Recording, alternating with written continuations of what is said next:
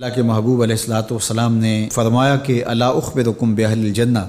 میں تمہیں اہل جنت کے بارے میں خبر نہ دوں؟ تو پھر ارشاد فرمایا الضعفاء المظلومون، جو مسلمان کمزور ہیں، ظلم و ستم سہتے ہیں، تو آقا کریم نے فرمایا کہ وہ اہل جنت ہیں۔ چونکہ بہت سارے گناہ کا کفارہ ان پر ہونے والے ظلم بن جاتے ہیں۔ اہل ایمان کو دنیا میں جو تکلیفیں پہنچتی ہیں تو ان تکلیفوں کے بدلے میں ان کو اجر دیا جاتا ہے، حتیٰ کہ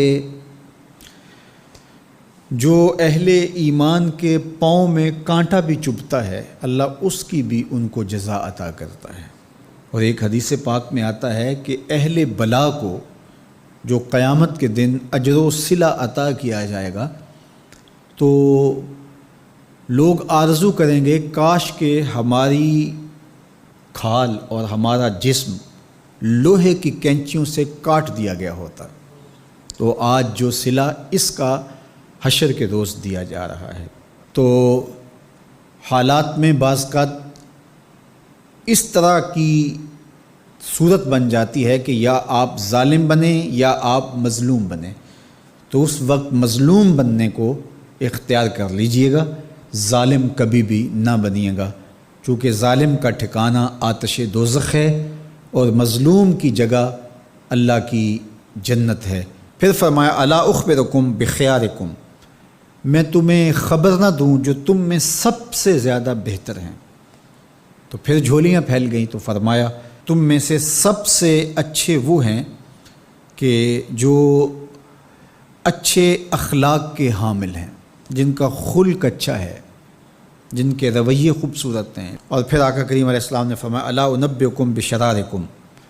میں تم میں سے جو شریر ترین لوگ ہیں ان کی خبر دوں، السرسارون المتشدقون المتفہقون، یہ وہ لوگ ہیں کہ جب مجلس ہو رہی ہو تو سب لوگوں کو برابر بولنے کا حق ہوتا ہے، اور کچھ لوگ تکبر کی وجہ سے بولتے ہی رہتے ہیں اور وہ سمجھتے ہیں کہ بس مجھے ہی حق ہے بولنے کا، اور وہ کسی کو موقع نہیں دیتے، اور کوئی بولے تو پھر اس کی بات کاٹ کے بولنے لگ جاتے ہیں۔ المتشدقون المتفہقون، یہاں وہ لوگ مراد ہیں کہ جو خام خواہ کا تکلف کرتے ہیں اور زبان کو بل دے دے کے اور منہ بگاڑ بگاڑ کے مشکل لفظ بول کے اصطلاحات بول کے لوگوں پر اپنے علم کا رعب جمانے کے لیے کہ میں بڑا بلیغ ہوں اور بڑا فصیح ہوں، اور اسی طرح کچھ لوگوں کو یہ بڑا ہوتا ہے کہ وہ فرنگی زبانیں جانتے ہیں، تو وہ عام دیہاتی لوگوں کے ساتھ بھی گفتگو کریں تو وہ مشکل سے مشکل الفاظ بولتے ہیں، جبکہ وہ بیچارے تو سادی زبان سمجھنے سے بھی قاصر ہوتے ہیں۔ تو یہ کوئی دانش مندی نہیں ہوتی کہ آپ جو ہے وہ بھاری بھرکم الفاظ بول کر کسی کے اوپر جو ہے وہ رعب جما رہے ہوں، تو یہ بات نہیں ہوتی۔ جب بات کریں آپ تو جس طرح کے لوگ ہوں اس طرح کی بات کی جائے اور اس طرح کی مثالیں ان کو دی جائیں۔ قرآن مجید میں اللہ تعالیٰ نے فرمایا کہ وہ اس بات پہ شرم نہیں اللہ کرتا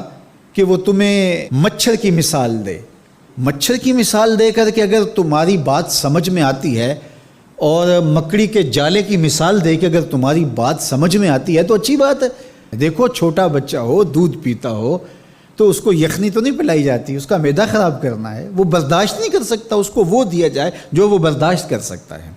اس لیے آپ کے مخاطبین کس طرح کے ہیں؟ کلموا الناس علی قدر عقولہم لا علی عقولکم، میرے اور آپ کے آقا و مولا نے فرمایا جب بات کرو تو لوگوں کے فہم کے مطابق کرو، اپنے فہم اور اپنی عقل کے مطابق نہ کرو۔ علامہ اقبال علیہ رحمہ کی شاعری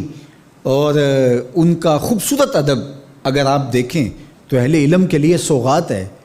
لیکن جب چھوٹے بچوں سے مخاطب ہوتے ہیں تو پہاڑ اور گلہری کے نام سے نظم لکھتے ہیں، جگنو کے نام سے نظم لکھتے ہیں، اور بکری کے نام سے نظم لکھتے ہیں، تو یہ ان کے مزاج کے مطابق بات ہوتی ہے۔ تو یہ حسن ہوتا ہے، اصل فصاحت ہے ہی یہ ہے کہ کس سے کس طرح بات کرنی ہے۔ تو میرے اور آپ کے آقا و مولا نے فرمایا کہ یہ شریر لوگ ہوتے ہیں۔ تو اللہ تعالی ہم سب کو اس کی توفیق عطا فرمائے کہ ہم نہ تو اہل دوزخ سے ہوں اور نہ شریروں میں ہمارا شمار ہو۔